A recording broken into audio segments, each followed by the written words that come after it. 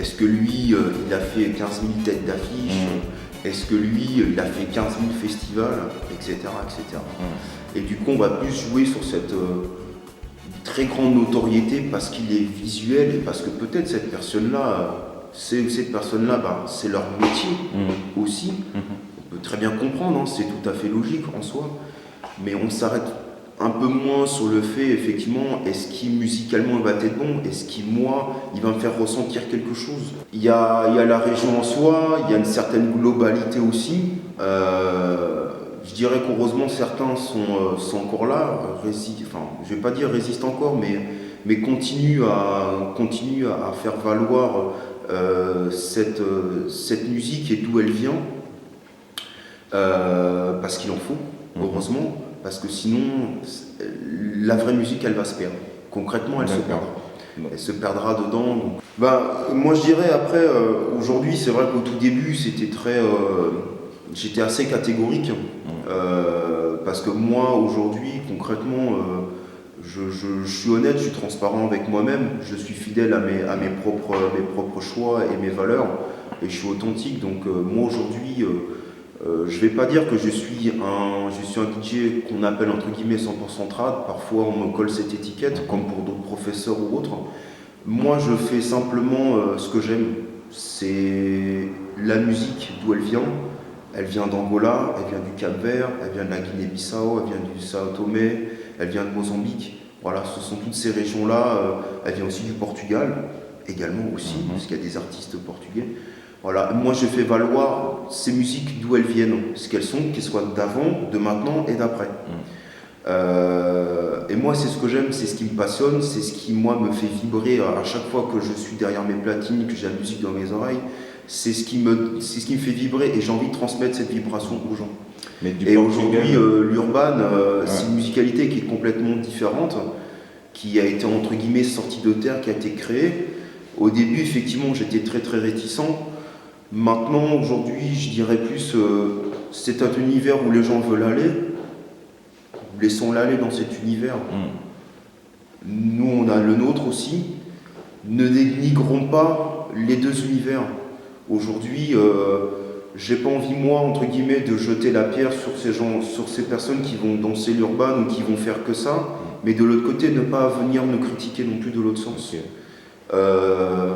Faisons en sorte, entre guillemets, que on ait nos univers, qu'on arrive à tous se plaire chacun dans ses univers, mais que l'un ne vienne pas dénigrer l'autre et ne vient pas jeter de la pierre parce que t'es comme ci, t'es comme ça, etc., etc. Et de se donner de mauvaises critiques en fait, en soi. Difficile à dire comme ça parce que l'urban en fait, elle a été vraiment créée en France. Je dirais le Ghetto Zoot, je dirais plutôt musicalement, c'est de la tarachina, mais légèrement modernisé, on va dire. On n'est pas forcément dans la tarachina, mais on n'est pas non plus trop dans l'urban, je trouve. Tout dépend bien sûr des musicalités qu'on peut trouver. On peut très bien danser du ghetto zouk on peut très bien danser de l'urban sur du ghetto zouk, bien sûr, parce que la musicalité s'y amène. Mais je dirais que moi aujourd'hui, j'en écoute. J'ai des artistes que j'apprécie, que j'écoute, qui font du ghetto zouk. Et on peut très bien danser normalement sur du ghetto zouk. On n'est pas obligé d'y associer ça à l'urban. Alors maintenant, est-ce que les Portugais l'ont amené ou pas? Sincèrement, me positionner là-dessus, difficile à dire.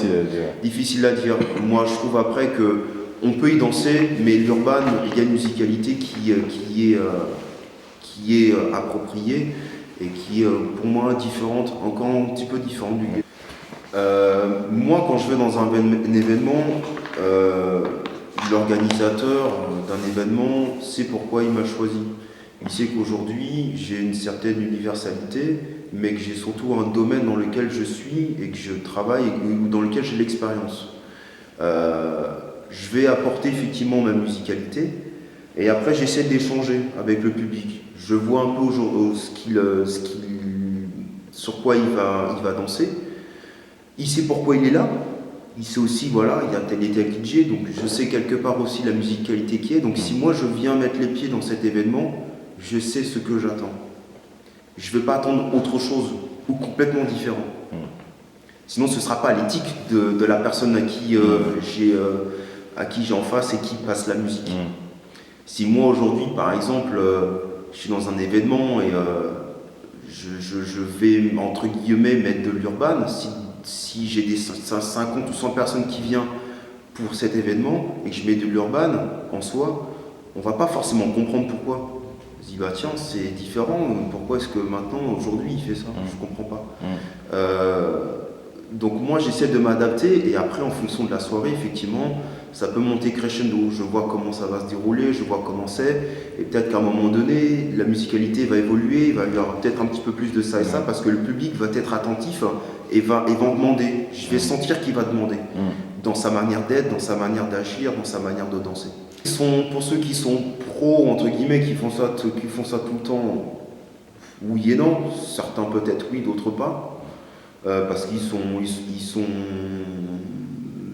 ont excellé dedans, ils ont travaillé dedans. D'autres oui, je pense que parfois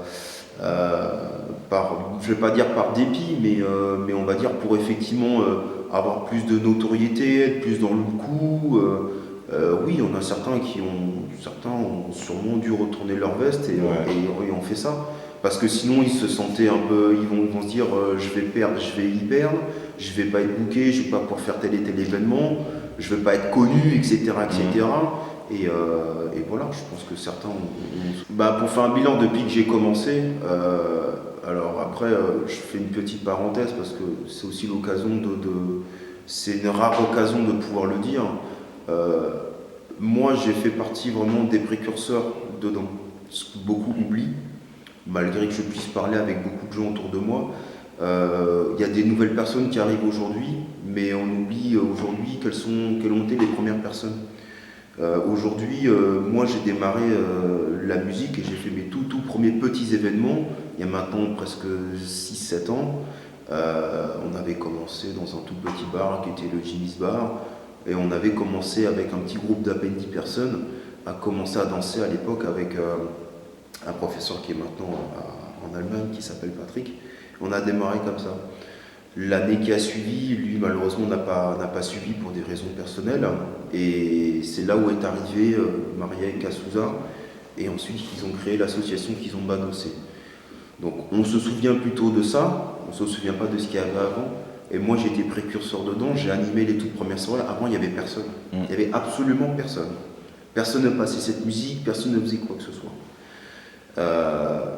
Aujourd'hui, les choses ont beaucoup évolué parce que des gens sont sortis de terre, parfois de nulle part, étaient dans un tout autre domaine et ont voulu prendre le mouvement en route. Ça a beaucoup évolué. Aujourd'hui, on ne pense pas forcément du côté passion, la danse à proprement dit, ce qu'on a envie vraiment de ressentir. On voit plus le côté événement, ces tendances, j'ai envie de faire ci, j'ai envie de faire ça, je vais là où le mouvement est en marche, là où il y a quelque chose. Et forcément, on va délaisser certaines choses, on ne va pas chercher à comprendre et à voir vraiment qu'est-ce qui est vraiment intéressant et qu'est-ce qui peut plus m'enrichir en soi. Strasbourg a toujours été, ça l'a toujours été. Et ça l'est d'autant plus dans cet univers. C'est un public qui est très difficile. C'est très difficile parce qu'ils attendent beaucoup de choses, mais pour peu. Aujourd'hui, on oublie qu'il y a beaucoup de travail derrière. Un événement, ça ne se crée pas comme ça. Ça demande du travail autant pour les organisateurs que pour les DJ, que pour les professeurs quand il y a des workshops. Chacun toujours fait en sorte de renouveler les choses, fait en sorte de toujours être essaie toujours de se renouveler en fait, tout simplement, de ne pas faire tout le temps la même chose, de faire évoluer les éléments. Et aujourd'hui, oui, Strasbourg et la région Alsace est difficile parce que le public n'est pas forcément réceptif quand il s'agit d'un événement où il n'y a pas forcément tant de mouvements, où il n'y a pas tant de monde qui danse ça, etc. Le public va aller là où effectivement il y a le plus de monde. C'est ce que je disais au milieu de l'interview, c'est que Aujourd'hui, les gens peuvent me considérer comme ils veulent. Je suis trop traditionnel, je ne le suis pas. A priori, ça n'a pas l'air d'être le cas, puisqu'on dit beaucoup que je suis traditionnel. Moi, comme je dis, je fais valoir et je défends la culture qui est, c'est-à-dire la culture angolaise, la kizomba, mais surtout que la kizomba vient de la semba en soi. Et je défends cette culture. Parce que pour moi, c'est celle qui m'est propre et c'est celle que je veux faire partager. Traditionnelle, je dirais après, on va dire tradi, pourquoi? Parce qu'aujourd'hui on veut le dissocier entre guillemets de l'urbain ou autre. Mais en soi, je fais de la musique qui est là, tout simplement.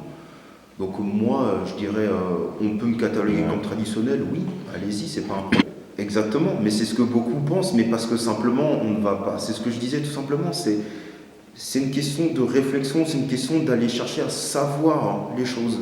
Si on ne va pas aller plus loin, si on ne veut pas s'intéresser à la culture, forcément on va en déduire ça. On va dire aujourd'hui, entre mettre une musique, entre guillemets, comme, je ne sais pas moi, de Eduardo Paim, Kiakou Kiadaf, Mathias Damasios, ce genre d'artistes par exemple, Bonga, pour ne citer que, Paulo Flores, ce sont des artistes qui sont plus ou moins jeunes, qui ont fait des musiques auparavant, qui font des musiques maintenant et qui en font encore pour après, parce qu'ils sont toujours artistes, mais ils sont toujours dans leur actualité. Ce ne sont pas des vieux artistes, ils ne sont pas là, ils font que de la musique entre guillemets ancienne. Non, ils font de la musique qui est aujourd'hui. Donc, je dirais, c'est péjoratif. Moi, je ne le prends pas comme péjoratif. On veut me cataloguer tel quel, c'est pas un problème. Moi, ça me dérange pas, parce que je suis ce que je suis. Après, je ne suis peut-être pas de l'urban, entre guillemets, je ne fais pas la musique électronique, etc., etc. C'est pas grave.